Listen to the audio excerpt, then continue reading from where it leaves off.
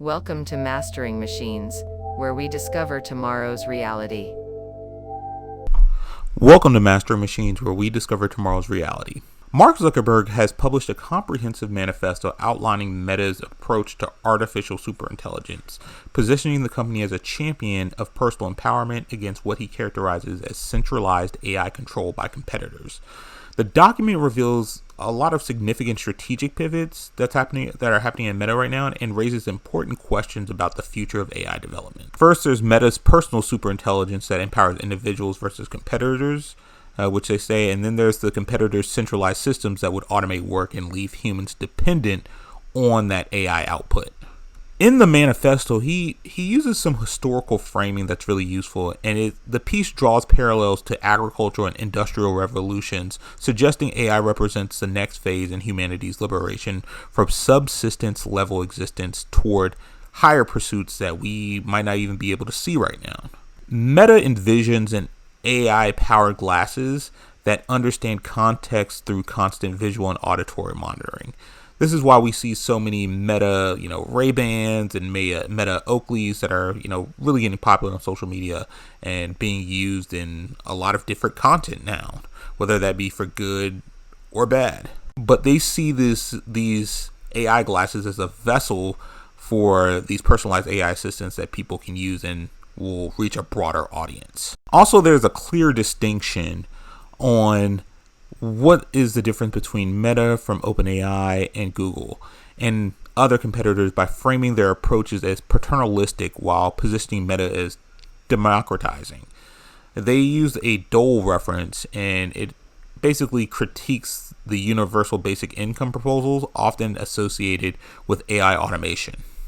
But to give some pushback to this manifesto, the personal empowerment narrative that Meta and Mark Zuckerberg are pushing conveniently aligns with their advertisement business, and how basically if you have super intelligence and you use it for everything, you can essentially have a perfect ad business that will know your likes, your dislikes, and what you want to use for future use, or where do you want to go or travel.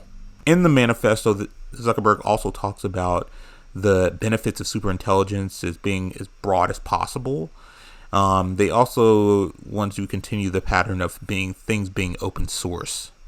While this might seem like a altruistic thing on the surface, it's also a business strategy as well, because if you make it open source, that means that cuts into the business of all of the other foundational AI companies.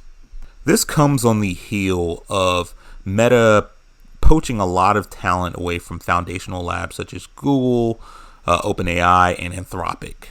And we are literally in the midst of seeing them pivot towards superintelligence and focusing on that as the main computing platform.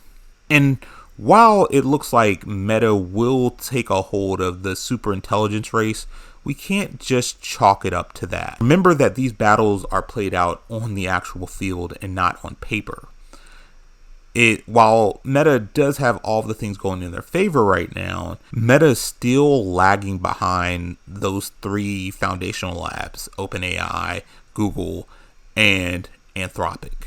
Also, I think that the manifesto represents a direct kind of shot and challenge to these industry leaders, because you have ChatGPT waiting to drop GPT-5 any week now. And Zuck also characterizes the competitors as centralized control, which is very purposeful messaging, because it makes it look like OpenAI and Anthropic just want to control, and he is more the democratic option. And I don't know if that's necessarily the case here, but that's how their messaging is kind of playing out with it. They also have an emphasis on hardware, and we also know that OpenAI has desperately been trying to get into hardware as well, and I think that they'll probably will in the future, especially with some of the stuff that they have I don't know if they still have it down the pipeline with Johnny Ive, but even outside of that, they're most likely going to have some type of hardware in the future that focuses on the AI assistant experience. He also mentions how AI is going to take a lot of infrastructure, and that includes energy infrastructure and also data center infrastructure, and that's why we're seeing this push for nuclear energy and bigger energy capabilities from the US, because that is what is needed for ASI, or artificial superintelligence. And while acknowledging novel safety concerns, the document provides limited detail on how Meta would address them while maintaining this open approach that Zuck wants to keep. This manifesto is going to be a bold bet, and whether it's a big thud or something that overtakes the AI race, especially with Zuck poaching away the talent that he has from all these frontier labs for some of these members, $100 million or $500 million. It's going to be interesting to see whether this will play out in his favor, or will it be something in the history books where we talk about it as something that kind of fell flat on its face, even though he had all the resources at his heels.